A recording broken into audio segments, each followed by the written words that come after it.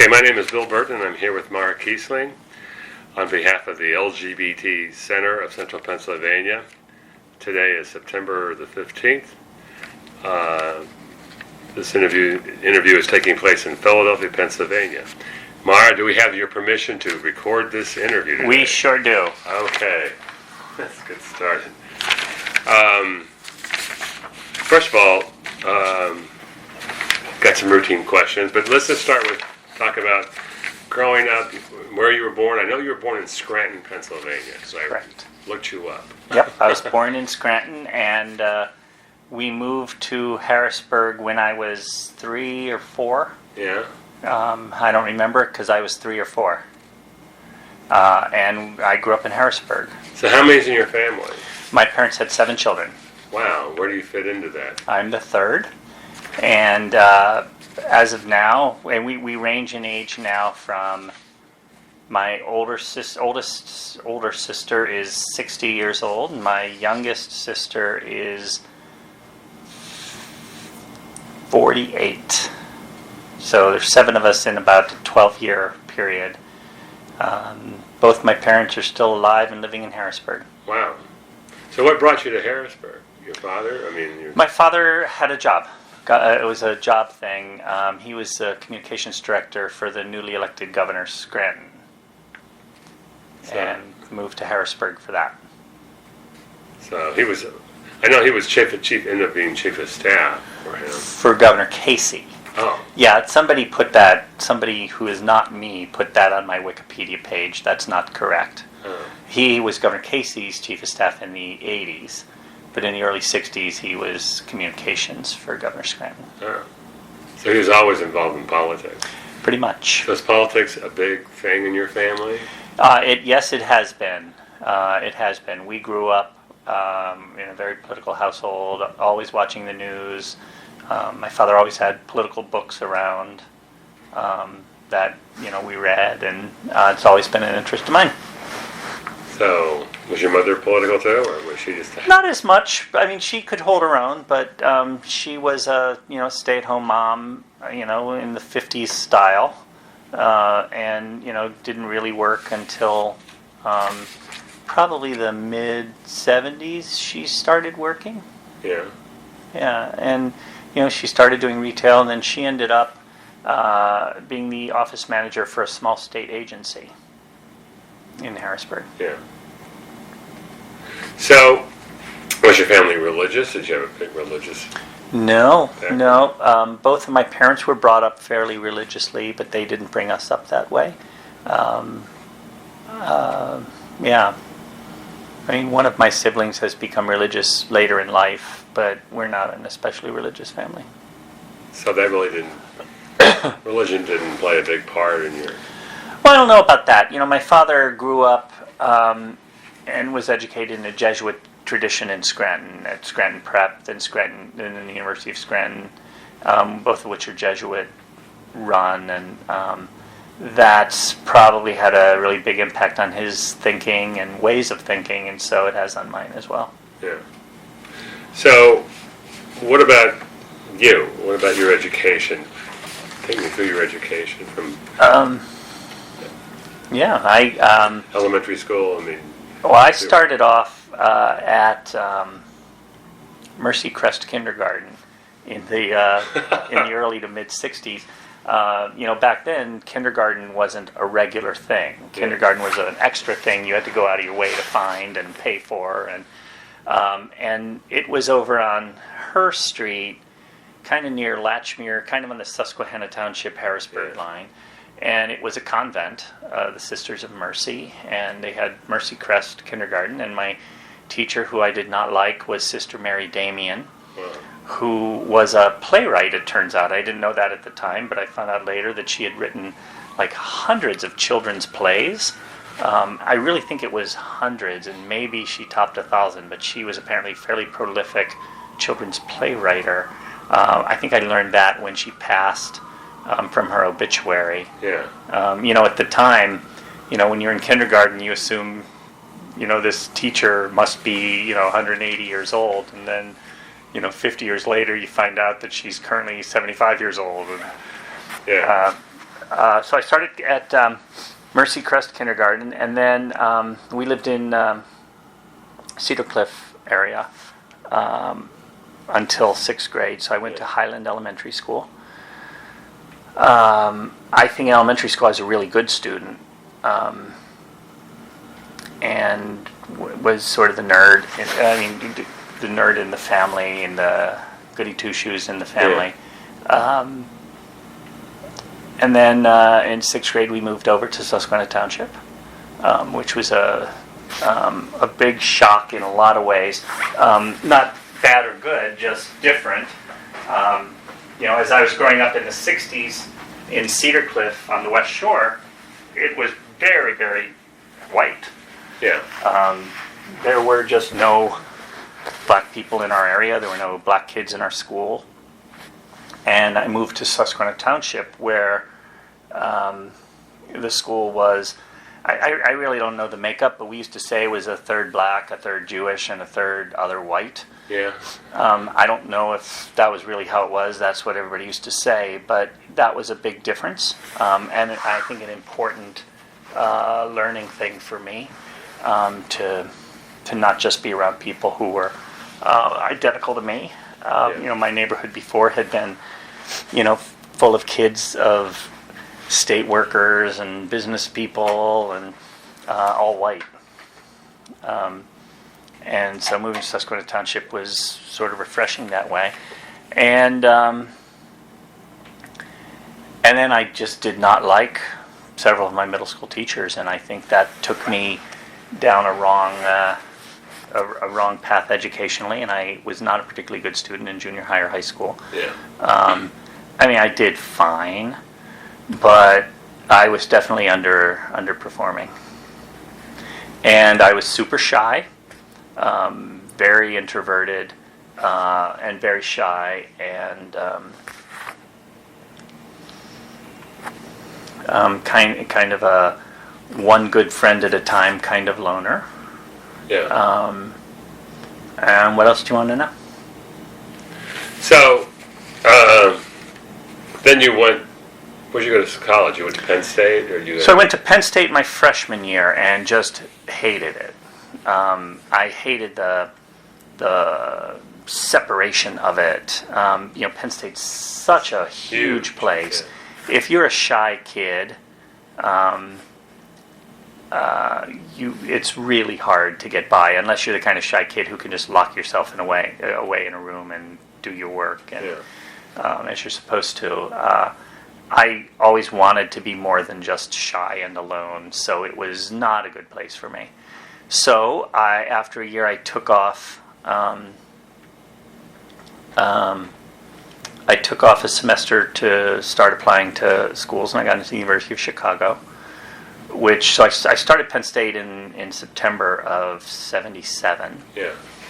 And in June I took off, and the following April, so it would have been '79. I started at the University of Chicago. Interestingly, I think I started the week after the 3 Mile Island meltdown. Mm. So I was on a train when Harrisburg was evacuated. I was on a train from my folks dropped me off at the train station. It was an overnight train to Chicago. That was back when trains were a lot cheaper than planes, and when I got to Chicago in the morning, I remember there's no cell phones at this point. Yeah. Couldn't find my family. I knew it was obvious that Harrisburg had been evacuated and they weren't announcing mass casualties. So I knew they were safe somewhere. I just didn't have any idea where. And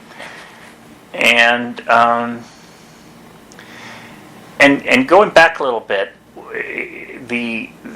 one of the most important things about my education was when I was a senior in high school, my friend Mark Sussman got a job working for a state senate, a pollster in the state senate doing telephone interviewing.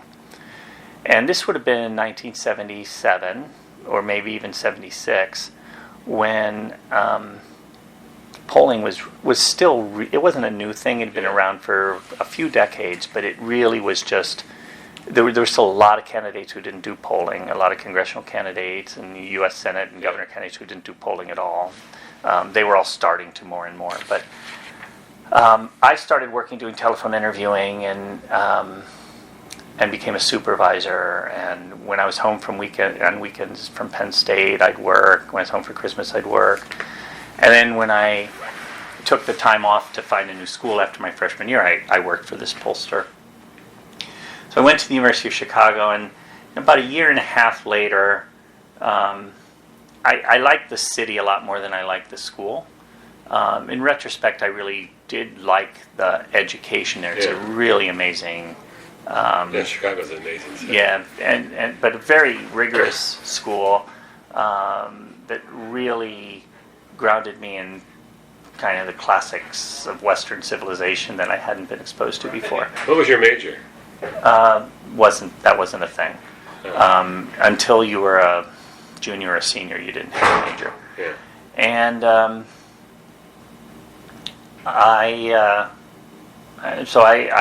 left because basically my boss, the polling boss, called me up one day and said, "Hey, things are kind of blowing up big here. How'd you like to take a semester off and work for me?"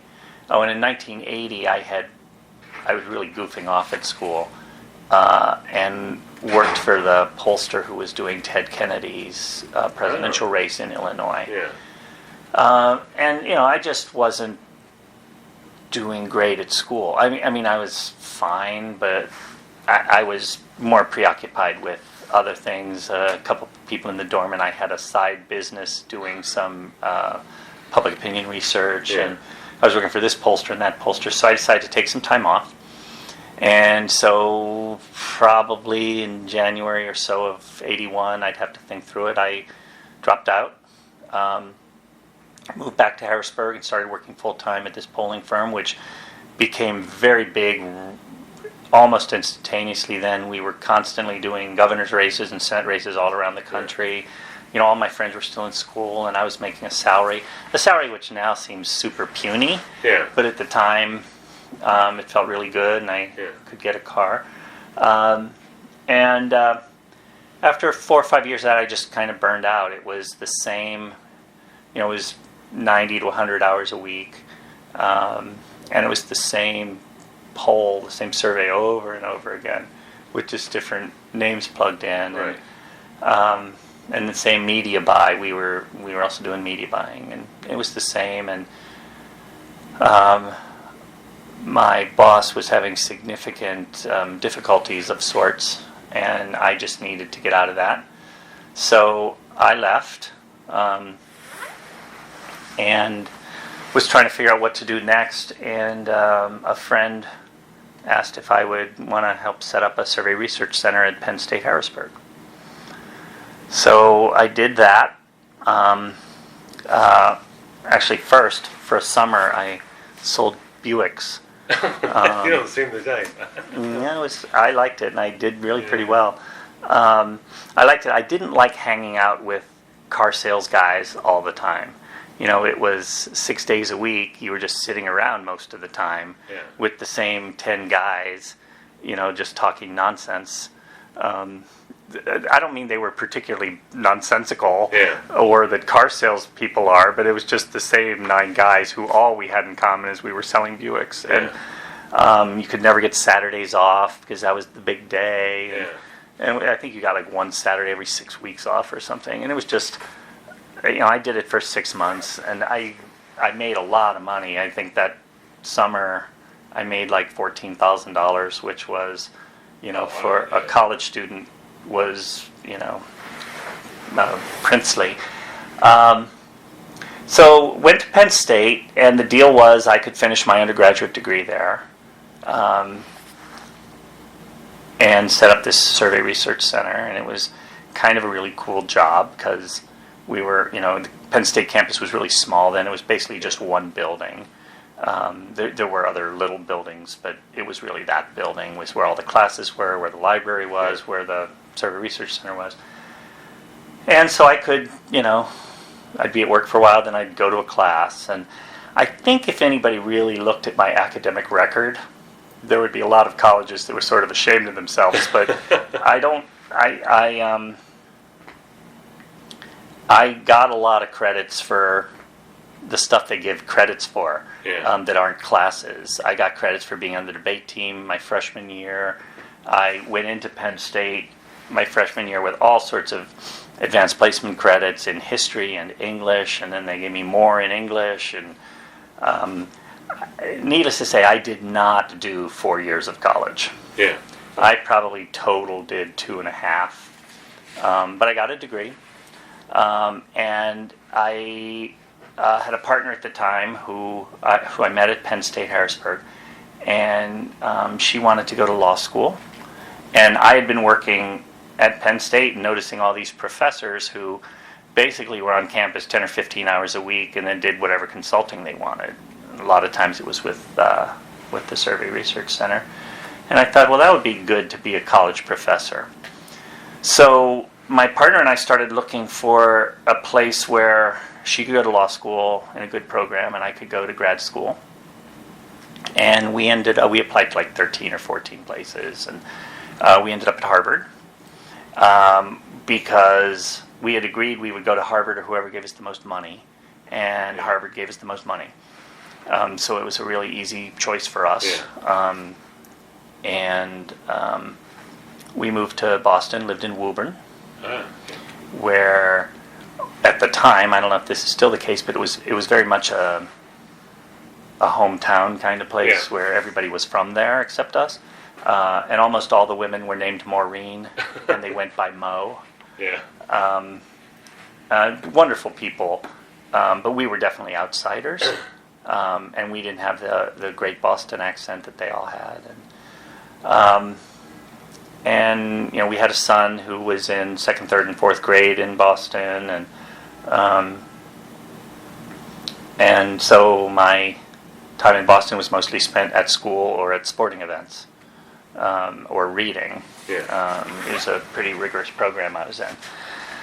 So then after 3 years, when I was done with my coursework and took my general exams, and she got offered a great job in D.C., which seemed like a really great place for me to write a dissertation in American government, which was what my focus was.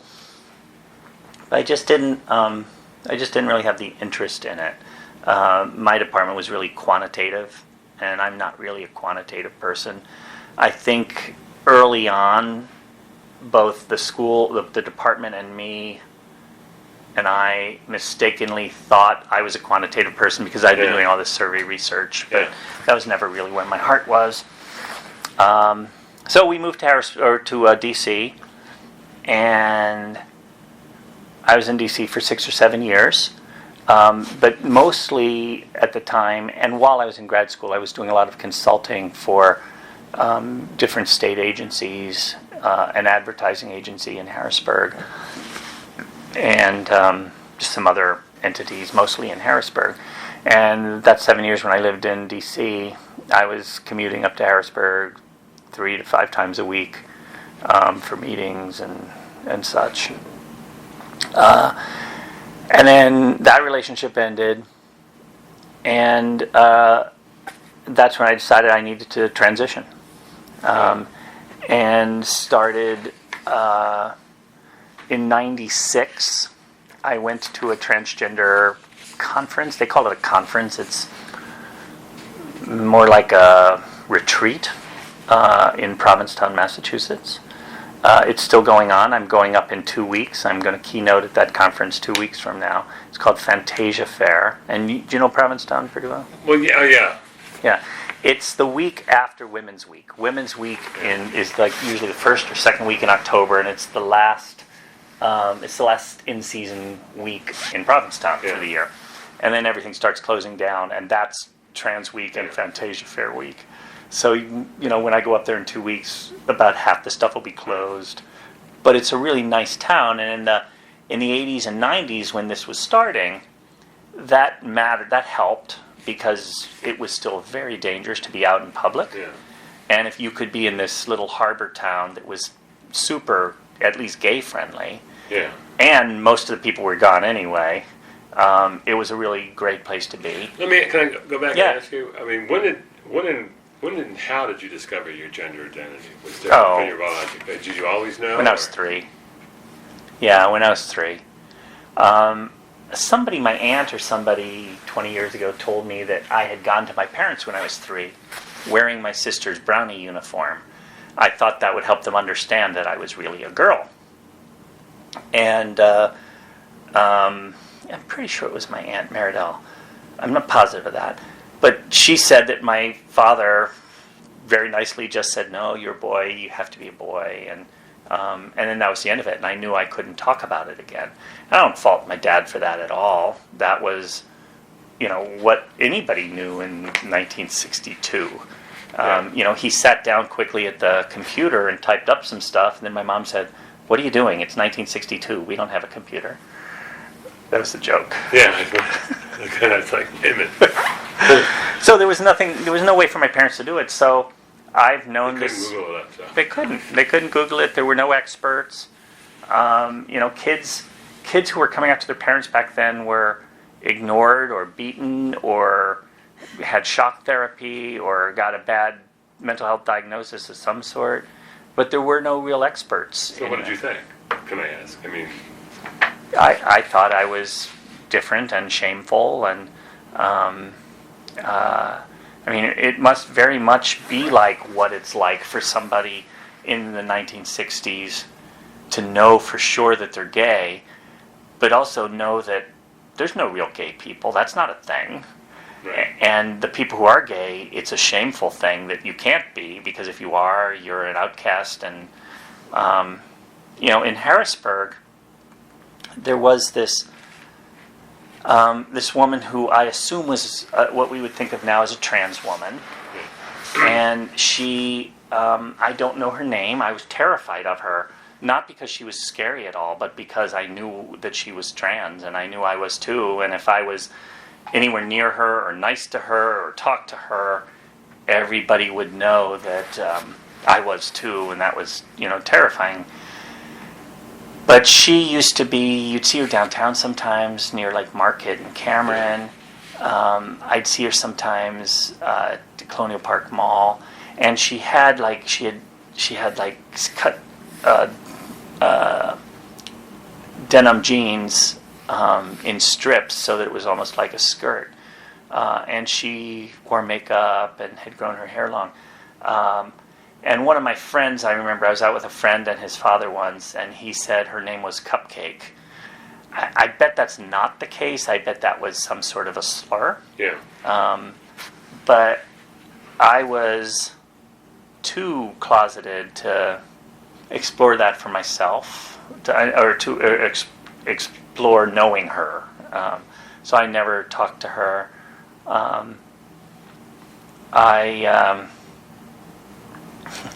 In the early 80s, I was managing my boss's apartment building at Green and Her Streets.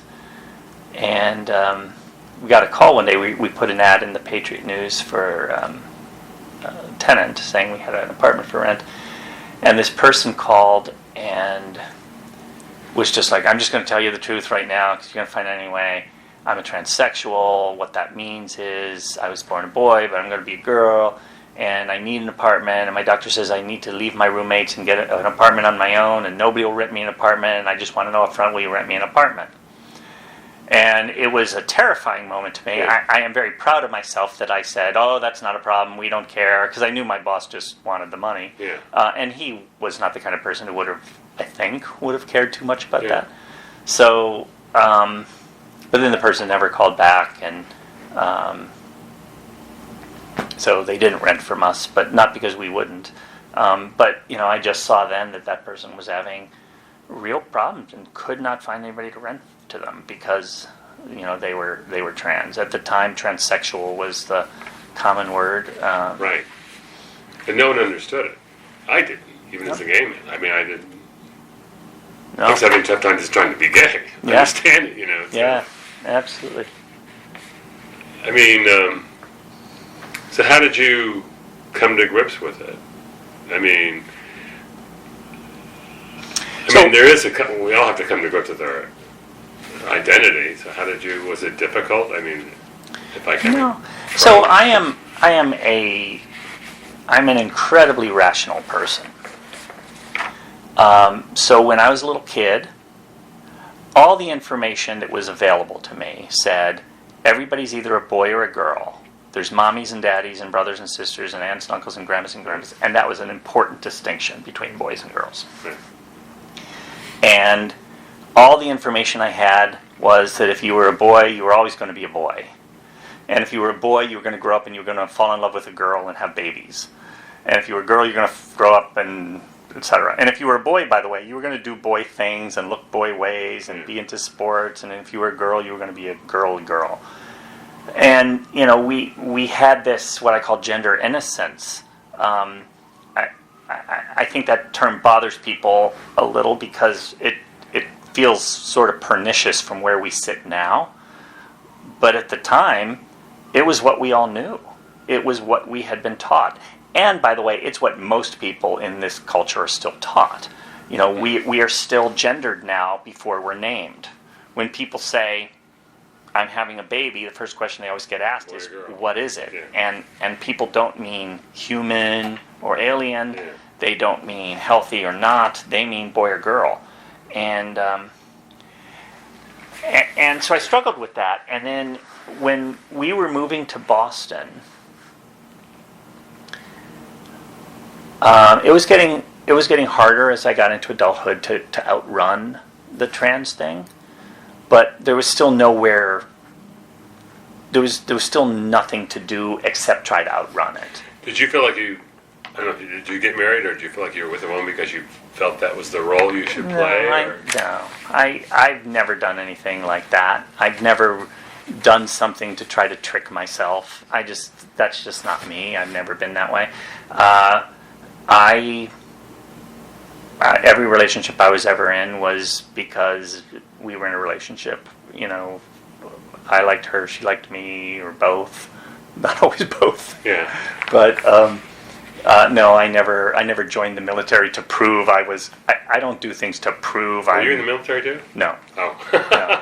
No. But no, a lot of trans people you'll meet, will tell you they joined the military. You'll talk to trans women who say, I joined the military back then to prove I was a guy. And then you'll hear trans men say, I joined the military to prove I was a guy. Yeah. It's really an interesting thing. And there's lots of reasons people join the military. Some believe it's a responsibility. Some have a family thing. Some do it for financial reasons. So, anyway. So it was getting harder. And when in '89, when we were going to move up to Boston, I drove up to try to find us a home. And while I was up there, I called. There was a magazine called Tapestry magazine. Yeah. Tapestry was put out by the International Foundation for Gender Education, IFGE. And one of the interesting things that trans people today don't understand is the only information you could get on being trans in the 80s was in porn stores. I assume it was the same as being gay, pretty much. Like, gay books were sold in porn stores. Right. Tapestry was not pornography by any stretch of the imagination. It was some really thoughtful articles about what it was to be transgender. And then there was a thing at the back that listed support groups all over the country, which was a remarkable thing. Yeah. And so I knew about IFGE, and in '89 when I went up to Boston, I called them up and very exploratory. I was like, I'm thinking of moving to Boston, and I want to know, is this I'm trans, and what do I? And she said, oh, come on out to Waltham, and we'll talk. And I was like, oh, I can't come. She said, oh, come on, we'll sit and talk. And Yvonne Cook Riley, who's still a friend today, was running IFG at the time, and I went out there and sat with her for like 2-3 hours. And it was a snowy day. And it was kind of terrifying, but it was my first. Real connection with the trans community and a transgender person. Interestingly, I lived in what was called the red light district at the time. I don't think they call them that anymore. in Harrisburg at 3rd and Forster, technically 3rd and Susquehanna. There's a Subway in the adjoining building now, but I lived there at some point in the mid-'80s, and it happened to be the place where the transgender sex workers worked. Totally coincidentally. Like, I didn't know that when I moved in. And one night, I had come home from being out in the bars or whatever, and I was sitting in my car listening to the end of a song, and somebody knocked on the window and scared the bejeepers out of me. And I rolled down the window, and the person said, do you want a date? And I thought somehow they knew I was trans. Like, I was a guy, as near as I could tell, but I just didn't know how they knew, and I could read that this person was trans, and it was sort of terrifying, but I kind of struck up a friendship with that person over the following months, where, we'd say hi when I was coming and going. We didn't have the date. Yeah. I found out what date meant. We didn't have that. And then in the winter, a couple times she and her friends came up for hot chocolate. And I don't know what they thought I was. Like, I don't know if they knew that I was or if they just thought I was this nice person, or if they knew, or if they, who knows what they thought. Maybe I was a broke John who didn't want to pay them. But I'd give them hot chocolate, and I only lived there for like a year and a half. But that was my real first experience with transgender people. Wow. What year was this now again? I don't know, 84, 85, probably not later than that. You know what? It would have had to have been, actually, because of which relationships I was in, it would have had to have been 85 or 86. I think that's right, but I'm not positive. So then 89, I'm up in Boston, I meet people, and then I'm just in a relationship. I have a family. I'm in school. There's not much trans stuff going on in my life, except the internet is starting to happen. And the internet is probably the single most responsible thing for why there's millions of trans people all over the place now. Really? Until 1990-ish, I don't know whether it was 89 or 92, there was no trans community. There were little pockets of trans community support groups. That time I was in Boston, I think it was that same trip that I was in Waltham. I called the support group, I know this, what's it called? The Tiffany Club was a support group, and they had a meeting house out in somewhere like Lincoln or something, outside of Boston. And what you had to do is you had to call a number, which you got from Tapestry magazine, or you could get it in the back of the Boston Phoenix, which is the alternative newspaper. I know you know that, but they don't know that. And you'd get an answering machine, and you'd say, hi, my name is, and you'd make up a name because there's no way you would use your real name. And you'd give them a phone number. Remember, there's no cell phones at the time. Right. So this is super dangerous because you have to basically out yourself, kind of. And I said, I'm really interested in maybe coming to a support group meeting. And they said, okay. So they called back and they said, okay. And they asked me some questions to make sure you're really not somebody who's there to bash people, but is somebody there. And then then that Saturday night, I had to meet them at a gas station. Wow. Where two of them came from the support group meeting together and met me to make sure they felt like I was safe to bring back. They never put maps or addresses on support groups until probably the late 90s or even after the turn of the century. It was dangerous. It was really dangerous. It was physically dangerous, economically dangerous. Anyway, so we moved to D.C., and we my partner and I broke up shortly after that. And in 1996, I had the guts to go up to this Fantasia Fair thing. And what was pivotal about that was at the time, I was, among other things, I was teaching college at George Mason University and Marymount University as an adjunct professor. And I was teaching political science, and in Provincetown, I met a 6'2" tall college professor. And I was that. And that meant somebody like me could be trans and could transition. And I knew I had to do it. And then in 1998, I didn't really do much until 1998. The next 2 years were kind of like, I got to do this, I can't do this, I got to do this. I was seeing a gender specialist, therapist, talking it through. And you have to remember, in the late 90s, what we told each other in support groups and on the internet was, when you transition, you will lose your job, you will lose your family, you could lose your home, you could be bashed, you could lose your health, and it was really dangerous. Now, people still lose those things, but back then the assumption was you'd lose them. Now the assumption is you'll hang on to them. Most people will hang on to them most of the time, but everybody loses something still to this day, and a lot of people lose everything. But at the time, I knew I was going to lose everything, and I was trying to save up money. And it is oh my God, it's a courageous thing to do, but I mean, it still is. I mean, it's really interesting because generally people haven't thought it felt courageous while they were doing it. And I think that's because while you're doing it, you may feel really scared. So you don't understand that feeling scared isn't what makes it courageous or not. It's what you do even though you're scared. Because you have to be yourself. Yeah. I mean, it's like you got to save your life. Yeah. But once I transitioned and I started seeing everybody else and I saw how absolutely courageous everybody else was, I realized I probably was courageous too.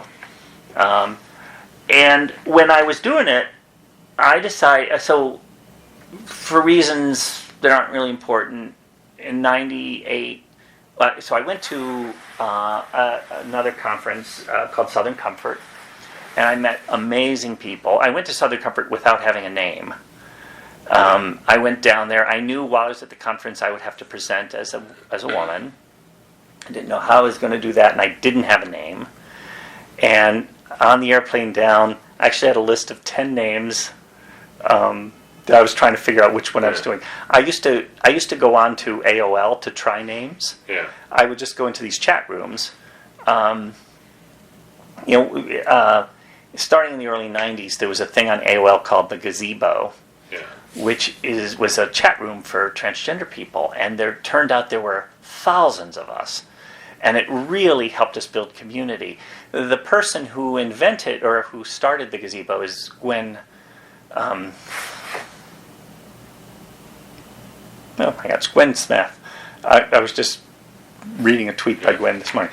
But Gwen Smith, who's still a friend, and is also who started the Transgender Day of Remembrance thing, after Rita Hester was murdered in '98 in Boston.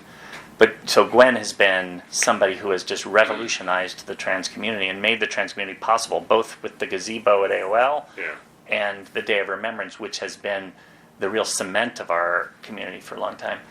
But I went down to Southern Comfort, and it just radicalized me. I mean that in the political sense. It made me understand that I had to not just transition, but I had to do activism. I had to be a leader in some way. And there were people there like Sabrina Marcus and Holly Boswell and Marissa Richmond, who just became my friends and became sort of my activist models. Yeah. And then I spent the next 2 years plotting how I was going to survive this, how I was going to afford to have electrolysis and some other things, and then I put it all together in my head, got some things buckled down with my son that were important to me. And then I made the decision I would move back to Harrisburg to transition, which is a counterintuitive thing, but for business purposes, my business mentor and good friend Carolyn Smith, who ran the advertising agency that was most of my clientele at that point, was just so amazing and accepting and supportive, and wanted me to come back to Harrisburg because I'd have family support, I'd have her support. And so I did. I lived in Harrisburg from 2000 to 2002, started getting involved there. So did you resign as your adjunct professorships? I had stopped doing that. That had, a couple years earlier, had just been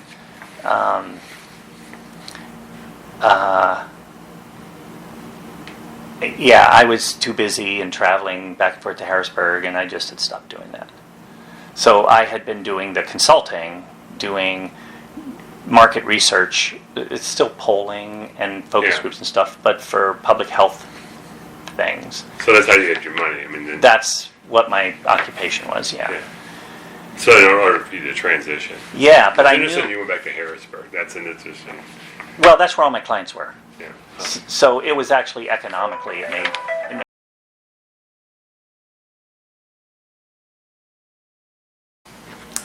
So two things happened in Harrisburg that were pivotal to where I am now. Number one was I met lots of people in the trans community through. Was it a big community in Harrisburg at that time? It was getting there.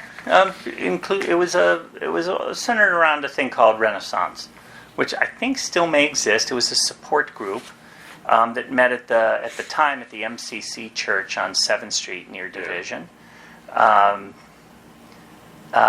in this sort of like old warehouses, an odd place for a church. It may still be there, but they let us use the church on Saturday nights, or I think it was Saturday nights, and then and there were just some really great people there. Some who are still involved. People like Ellen. I won't do last names, but people named Ellen and Alberta. Well, I'll talk about Alberta Ham because she was super public. She was this senior citizen who was probably 70 or 72 at the time. Her career had been as an appliance salesman at Montgomery Ward. I wonder if I met her at the LGBT center in Harrisburg. Maybe she's white hair and sight impaired. I don't know. Like virtually blind at this point. If she's still alive, and I actually don't know that, which I'm embarrassed to admit. But she had been an appliance salesman at Montgomery Ward up in Selinsgrove, and then moved down to Harrisburg after she retired to transition. And she went back to Hack. She had never had a college degree, and she went back to Hack, and she got elected probably in 01 or 02, and she was elected president of the student body as a senior citizen, disabled, blind trans woman. And it was just because she was just so kind and just such a good person. Everybody got it, but back at the time, that was an astounding thing. Nationwide, there weren't. It was just really great. There was a person whose name I'm escaping me right now. Names are getting harder for me as I get into my advancing years. But there was a person there who had won a very important court case in Harrisburg. It was nationwide. It was one of the Dauphin County judges refused to change her name because he didn't believe in people transitioning from male to female or female to male. So he refused to do it, and she won the court case. And it's still a court case that matters a lot today, that says you're allowed to pick your own damn name unless you're trying to avoid the police or avoid debts. Right. A judge can't tell you can't have a new name. Interestingly, Renaissance pivoted a little probably 10 years ago and started a conference called the Keystone Conference, which happens every March or February or April in Harrisburg. And it's now one of the few growing trans conferences in the country. And they had like 800 people there this year. I think we're covering that in this chapter. Yeah, it's a really amazing thing. And it's been run for the last few years by a handful of people, including Janine Rusham, Yes. who's now professor up in the Berkshires, at like Smith or Holyoke or Williams, one of those schools. But there have just been other people like Christy and Ellen was involved in that. A lot of folks. So that community was really important to me. And then one night I was at a Renaissance group, and this guy Nate, who's isn't named Nate anymore, he has a new name. But Nate said, "Yeah, I'm going up to State College tomorrow night to do a job fair kind of panel for LGBT kids." And they couldn't find a trans Penn State grad, so they just asked me if I would do it. And I was like, "Well, I'm a trans Penn State grad." He said, "Oh, come on up with me." So I did. Yeah. Now, what's important about that is the person who was putting on that panel was a person named Sue Rankin, who was a kinesiology or something like that, gerontology professor at Penn State, and who had been working really hard to get the LGBT Center off the ground. And now it's a very big, vibrant part of Penn State. At the time, it was Sue fighting against everybody to try to get it. Anyway, I went up there, and Sue at the time was also running SPARC, the Statewide Pennsylvania Rights Coalition, which is one of the components that turned into what is now Equality Pennsylvania. Yeah. Equality Pennsylvania was that, and the Center for Lesbian and Gay Civil Rights that Andrew Park and then Stacy Sobel and some other people started and ran. But a couple groups merged into this new Equality Pennsylvania. But Sue was running SPARC at the time, along with Steve Glassman, who's now at the Mazzoni Center, and Deb. I was doing so good there with first and last names. Deb Seeger, Sieger, who was a social work professor at Kutztown. They were really the keys in SPARC. I mean, there were some other really great people involved up in the Lehigh Valley, Steve Black and some others, but they had a group up there. And anyway, they met me in my office at the time, was about 200 feet from the Capitol down State Street, on 2nd and State.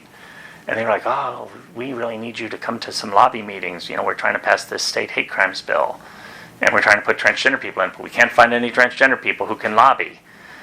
And so I got involved in that, and I was one of the 4 primary lobbyists for that bill in 01 and 02. Yeah, Steve was telling me about that. Yeah. He was at our house the other night. Yeah. For a Mazzoni thing.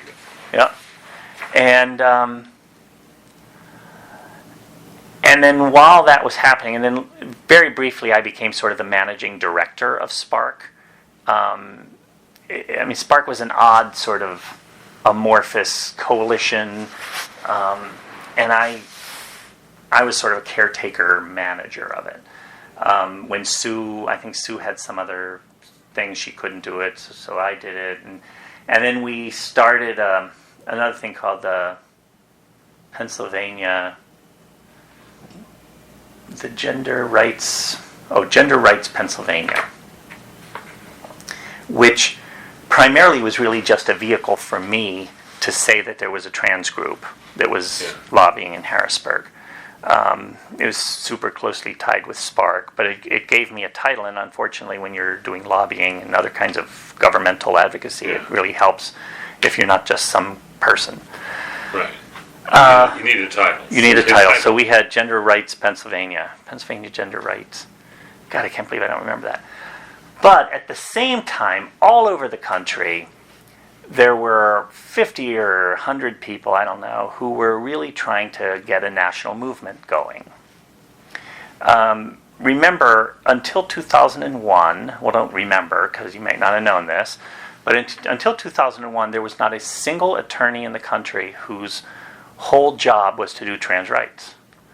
There had been some lawyers. I didn't know that. Yeah, there had been some lawyers like Phyllis Fry and Shannon Mentor and Jennifer Levi who did a lot of trans work. Were we even using the word LGBT then? I mean, that came. No, we were still. Gay and lesbian. There was still, yeah, there was some GLBT, except it was, Not much. at the time, it was sometimes GLBT, sometimes LGBT. The LGBT kind of won out eventually, but yeah, it was a newish thing. Because that kind of came into play in 1997, right, with Right. March on Washington, that Correct. the LGBT Yeah. came into. By the time I was actively involved around the turn of the century, the task force, the National Gay and Lesbian Task Force, not the Philadelphia Lesbian Gay Task Force, but the National Gay and Lesbian Task Force was already using LGBT. I think the National Center for Lesbian Rights was also, but a lot of the organizations were still resisting. That.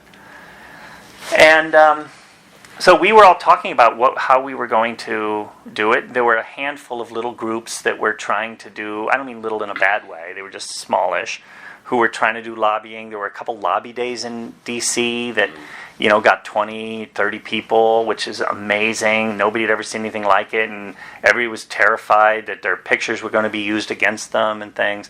And, this year we had, I think, 260 people for a lobby day, and that's sort of par for the course these days, and everybody's proud, and we stand on the Capitol steps, and Nancy Pelosi came to speak to us this year.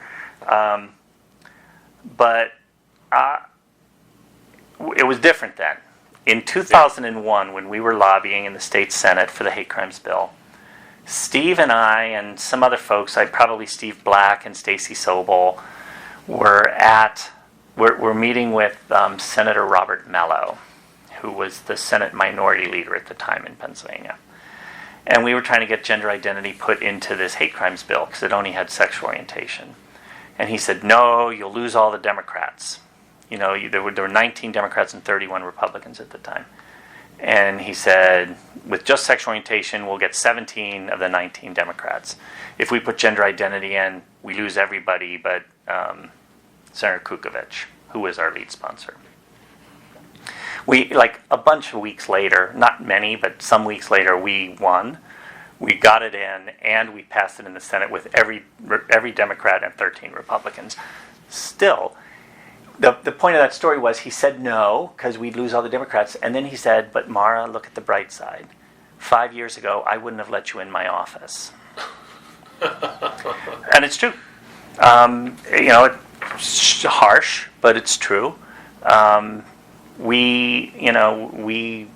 we started working in D.C., there were liberal senators who wouldn't meet with us. I never had a meeting with Ted Kennedy. Ted Kennedy died just really starting to get a handle on what trans people were, and I know today if he was here, he'd be just a lion for us. Yeah. But at the time, they weren't there. I was on a LGBT committee, leadership committee of some sort for the Kerry campaign in 2004. And the time that the senator was meeting with us, they forgot to invite me. And I was told later it was because they didn't want to risk having his picture taken with a transgender person. Now, since that wasn't Senator Kerry, it was some nervous Nelly staff person. Yeah. Since then, I've been on the stage with Senator Kerry or Secretary Kerry, and it isn't him. He didn't do it at the time, and he's not in his heart now. He's a great guy. Yeah. I worked on his campaign when I was in grad school in Boston. His first re-election campaign, I think, in probably 1990, probably. Yeah, maybe 92. Yeah. And now, Nancy Pelosi came to our lobby day this year to speak. When President Trump did his bullshit tweeting about trans service members and screwed them over, something like 36 members of the House and I did a press conference outside. Congressman Joe Kennedy spoke, then Nancy Pelosi spoke, then I spoke, and they're not afraid to be with us anymore. Yeah. They are all so supportive. We have great Republican supporters in Pennsylvania and in Washington, and it's changed a lot. But at the time, we were trying to figure out how to do how to have a professional voice in Washington for trans people. And it was rough because almost everybody involved was dirt poor. I had a little more resources than most. I wasn't rich by any means, but I had a job. And at some point in 2002, I passed the point where my activism was getting in the way of my job, to the point where my job was getting in the way of my activism. Yeah. And about that time, we lost our biggest client, which was the Pennsylvania Department of Health. Yeah. Governor Ridge's communications director granted the contract to one of our rival agencies, which he now, within a year of then, he became the president of, and now he owns it. Oh. Still seems a little fishy to me, and I'm not afraid to say it on tape. But we lost our biggest contract, and in a way, it was dirty how it happened. But you lose contracts, you get new contracts. That's not a big deal. But I just decided I didn't want to. I needed to do this, and so some of us started the National Center for Transgender Equality. That's how it started. That's Yep. Founded it. Yep. And I moved down to D.C. in November of 2002. Opened our office inside the National Gay and Lesbian Task Force. They give us free office and free copies and free phones and stuff. We opened on January 6, 2003. And for 14 years and 9 months, that's what I've been doing. So how did you... I mean, it's obviously growing. You have a staff now. How big is your staff?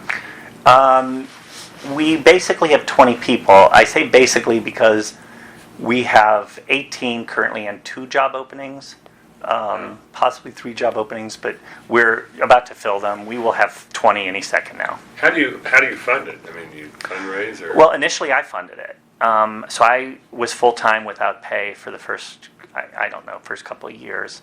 And for our first staff person, I was paying that too. So initially I paid for it, which I'll recover from someday. Now we're funded through some grants. We have a lot of individual donors. We get a little bit of speaking fees. We have a small number of corporate sponsorships now. We've been very selective about our corporate partnerships, and haven't had a lot. So we have a roughly a $2 million budget now. Which one's mine? No idea. That's got to be how it is, because I wouldn't have put the lid in the middle of your stuff. So that's how we got started. So it's an amazing story. So a couple things. I mean, you've answered some of my questions that I have down here.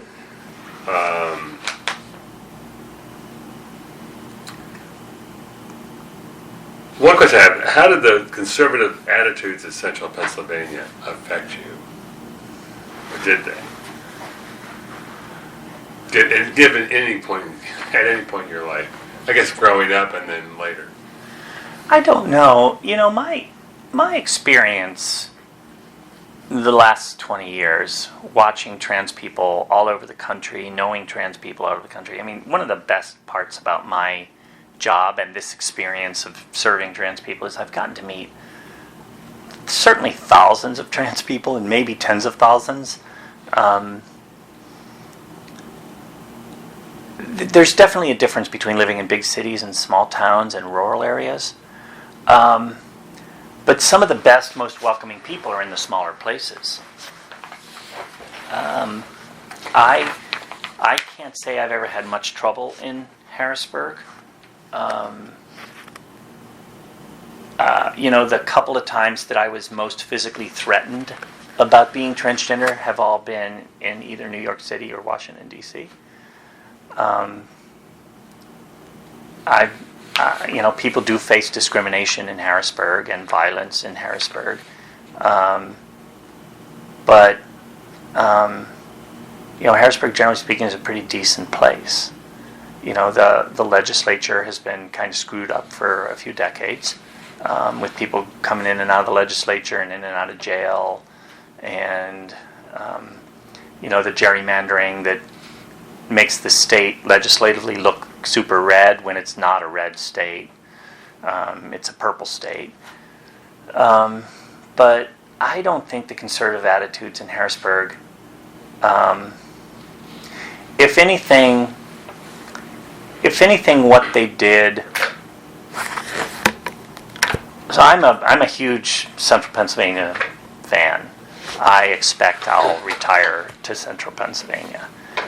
I'm not like small towns. Oh my God, what do you people do? Like, I'm fine. But when I was, so those 3 years, 2000, 2001, 2002, when I was living in Harrisburg, I was also working a lot with Common Roads, the youth group. Yeah. It had a different name when I started, and how I got into it is Steve Glassman. When I met him through Sue, who I met at Penn State, when Steve found out what I did professionally, he asked me if I would help the group rename itself. It had one of these old names. Yeah, it was. I just wrote on it. It was.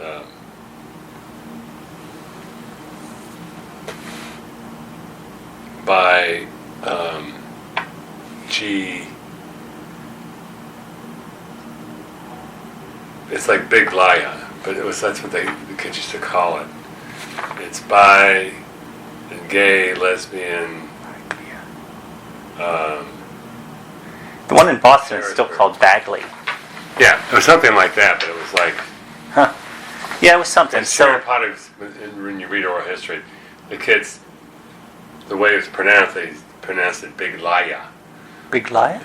Because they would lie to their parents about who they were. But what did we call it? What did the adults call it? Biglia? Biglia, something like that. Biglia, yeah. Something like that, but they mispronounce it. Yeah. Big Liar. Well, so Steve asked if I would help them find a new name. So I did a name changing exercise with some of the kids, some of the adults. And the name that the kids originally came up with that they wanted to change it to was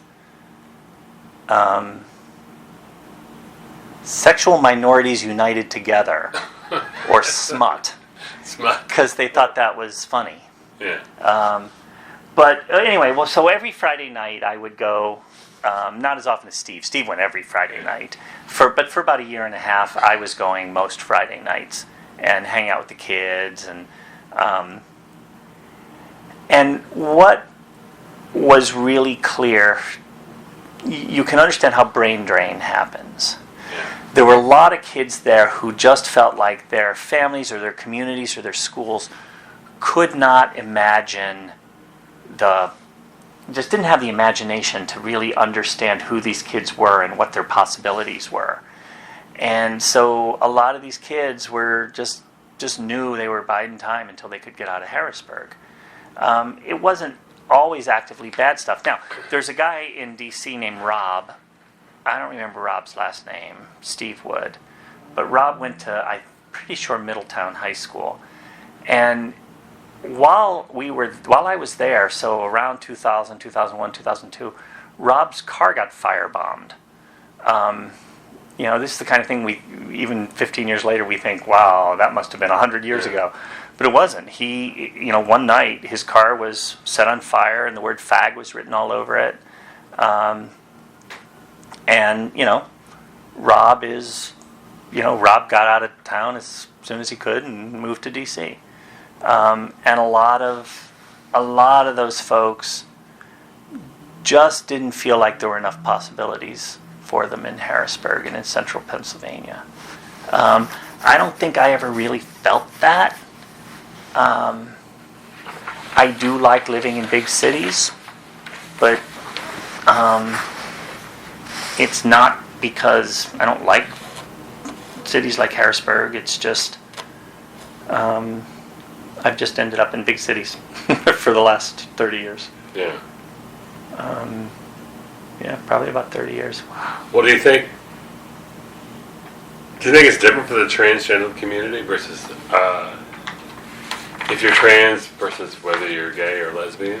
Do you think it's difficult more difficult? I mean, do you know what I'm asking? I do. I don't think that's answerable because where we are right now in 2017, the trans community is changing so much. It's almost ridiculous saying that there's a trans community. The trans community is getting younger. Folks are coming out very frequently now at age 3 and 7 and 10. There's more and more parents involved. In different ways. This isn't just a kind of a PFLAG kind of a, I support my kids. This is much more akin to parents of children with special health care needs. Parents who realize their kid is at risk if they don't throw their whole lives into it, and if they aren't advocating all the time for their kids at school and on sports teams and in life. Right. The community is becoming quickly more non-binary. That is, maybe we could have said, we couldn't have really, but it was easier to say back around the turn of the century that there are people who transition from male to female and female to male. But now a bigger and bigger chunk of our people, our survey of 28,000 trans people a couple years ago showed that a third of our folks are saying the trans that they are is a non-binary trans. It's not male or female. It's not transitioning that way. It's transitioning from one of those things to a very personal, individualized gender space, which might be a fluid gender space or it might be a rigid gender place, but on a spectrum, not either fully male or fully female. I mean the non-gender conforming. Non-gender conforming, gender queer, lots of different words for it. The current word du jour is non-binary. Binary meaning yes or no, up or down, male or female. So it's changing so much now. A lot of the folks who would have said 10 years ago, if they were in college, I'm gay, are now saying, I'm trans and non-binary. So it's really hard to say there's a trans community. Yeah. That never was possible to fully say. Just like you can't really say there's a gay community, but the trans community, such as it is shifting so much right now. Yeah. That it's harder and harder to say. So I don't know whether it's the same or different. There's certain things that are the same. There was a guy who was a gay male identified person, but who often wore dresses and makeup in San Francisco, who everybody knew as Bubbles, who was just murdered the other day. I don't know yet how the investigation's turning out. I don't know if Bubbles was wearing women's clothes or men's clothes, so I don't know if it was a anti-gay crime, an anti-trans crime, a random street shooting. I mean, I don't have any idea. yeah. But it is still the case, as has always been the case, when somebody's out committing hate crimes, they don't always think carefully about the identity. And if I'm a victim of a hate crime, they're probably going to be calling me fag. Yeah. When you were growing up, if you were noticeably gay, you might have been accused of wearing a dress, or we are tied together, and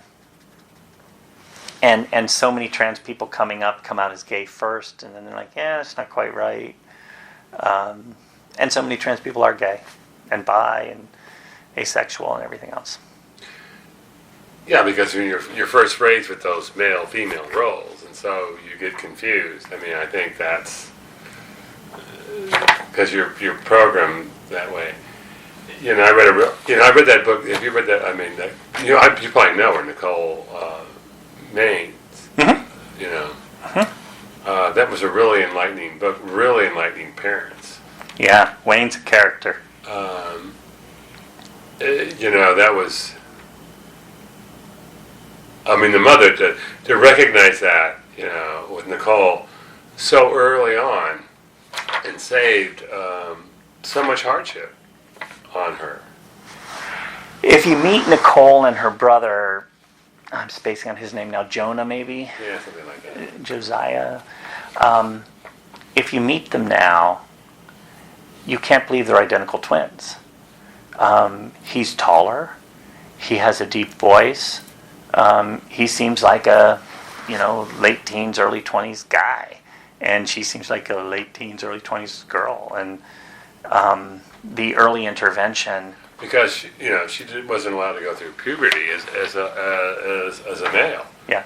I mean, it makes all the difference in the world. It, in fact, does. I don't know what it would have done for me. I probably wouldn't have been this tall.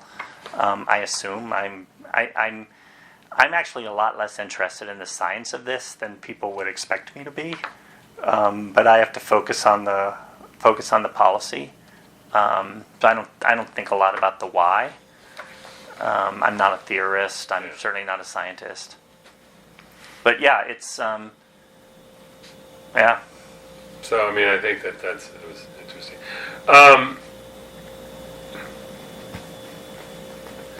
One more question: when you going back to Central Pennsylvania, do you think that there's been a change in the community acceptance of transgender people? Absolutely. In Harrisburg? Absolutely. I graduated from Susquehanna Township High School, and my favorite teacher was Dave Volkman. I had a couple teachers I really, really loved, Alice Farron and Anna Gosnell, both of whom were not most people's favorites. Yeah. But they were super smart and really demanding of us and taught us interesting things. Dave Volkman did all of those things, and he was super nice and everybody's buddy. So we all loved him. But he also was super important in me getting really turned on to politics and things. He taught us civics or political science or American government or something. Yeah. He later became the principal, and then he became the superintendent of the schools. And as I recall, he didn't come out as gay until he became superintendent. And at the time, that was a big deal that there was a gay superintendent. Folks think that there's probably always been gay people out, but they wouldn't have let a gay person. In 1977, if he had come out as a gay teacher, even that would have been super bad. We had a teacher who all the students knew was gay. The students all knew he was gay. And in fact, later I found out, in fact, he was gay. But he could not be outwardly gay. But Dave Volkman was, and he became our superintendent. And I'm sure some whiny troglodyte would complain if a superintendent was gay now, but they wouldn't have a lot of support. In the Cumberland Valley School District right now, there's a mother of a trans kid who's very open about it. A good friend of mine, Nick, as in Nicole Miller, who's running for school board because the school there is not treating her children like they should be treated. And so she's going to mama bear all over them. Yeah. And she's running for school board. That wouldn't have been possible. Back when I was there, we called Cumberland Valley Cow Valley because it was way out past Mechanicsburg. There was no way there were ever going to be people living out there, and now it's very densely populated and a core part of Harrisburg. But things are changing so much. The support group doesn't hide anymore. It can be out in the open. Yeah. The Keystone Conference happens out at the Sheridan on Houks Road, off Eisenhower Boulevard. I think it's Houks Road. But it's very out in the open now. They even have at that conference, they take busloads of people downtown to eat at restaurants in downtown Harrisburg. Yeah. That would have terrified the bejeepers out of me 15 years ago. Yeah. Not because it was me. There's something I wish I had a picture of. Just reminded me of this. So we when I was living in Harrisburg around the turn of the century, I was at I'm spacing on the name of the support group. I've already told you what it was. It's in there now, but In Harrisburg. Yeah, in Harrisburg. Anyway, I was there one night, and I was mentioning that the support group I had been at in D.C., after the support group meeting, we'd go out to this one restaurant. And, so we'd have the support group from 7 to 8:30 or 7 to 9. Then we'd all go out to, a lot of us would go out to dinner or drinks or something. So some of us decided we were going to try that. So 3 of us were appointed as a committee, and I don't really remember who the 3 of us were. I know I was one of them. And so I know it was July. I remember it was July, so it was probably July of '02 or '01. Because the reason I remember it was July is because we were scouting out bars and restaurants we could go to that would be safe for trans people, not all of whom would be passable, and it could be dangerous if we picked the wrong place. So we were going out to test out these places, and we went into one place, I can't remember the name of it, on Front Street. It's this great little bar with really great food. I don't know if it's still there. And we went in, and the reason I know it was July, because it was during the Gettysburg Battle anniversary. Yeah. And the place was full of Civil War reenactors. Oh my God. So here we were getting up the nerve to go into this place, dressed as women. I had transitioned by that point, but the other 2 hadn't. And so it was a scary thing for people. And we walk in, and it's full of Civil War soldiers, and there's and Civil War, country folk women, and oh my God. And it was really a terrifying thing. We didn't pick that restaurant. I don't know if that was why we didn't pick it, but that was just a weird little thing. Yeah. One more question, and then because I've got to ask this because it's like, what was your family's reaction? Your parents or your brothers and sisters? When you told them? Universally positive. Almost universally positive. My parents were phenomenal. I was terrified of coming out to them, to everybody. But around 1998, I started having 2 lives. I had my transgender life, where I knew all these transgender people, and then I had this other life of the people I had always been with my whole life, my friends here, my family here, my friends in D.C. and around the country, and none of them knew about the trans thing, and it was a real hard thing for me to keep that all together. But when it was time to come out in May of '99, I wrote a 30-page document explaining the whole thing. Because remember, this was not a go look it up online. This is you had heard rumors and what did this mean, and so I carefully laid it out in 30 pages. And I sat down with people in a specific order. I told my friend Mark first, and I told him at the same time, I told his wife Kathy, who's also a dear friend of mine, I wanted him to have somebody to talk to. And then I told my mom next. My parents worked in couple. They were still pretty close. And then I told my dad after her. Then I told my other really close friends. But I wanted Mark and Kathy to know first of all, because they were Mark was always sort of my centering person. Yeah.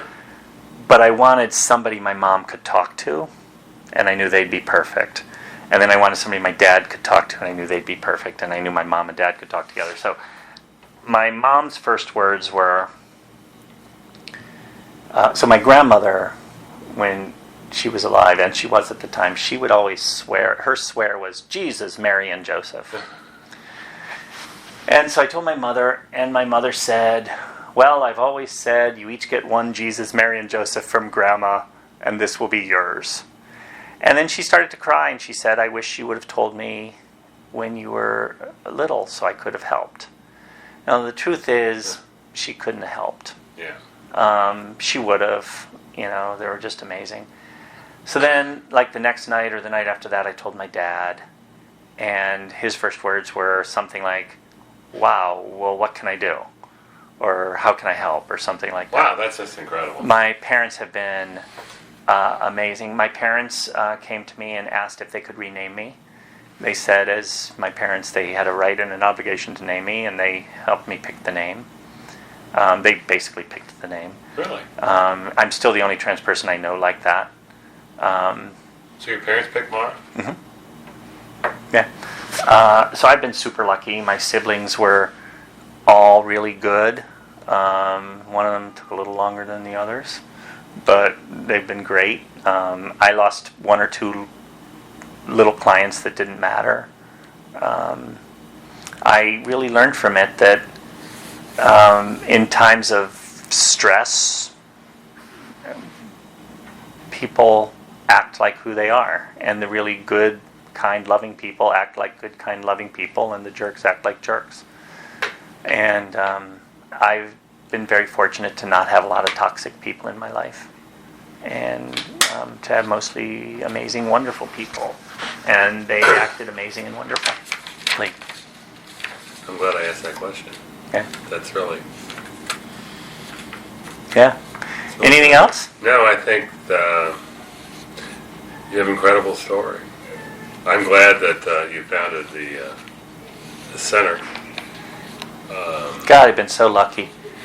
This movement has gone faster than any other social justice movement in history, and to get to be a part of it is just amazing, and to get to really serve these amazing people, and I mean the people I meet, just so lucky.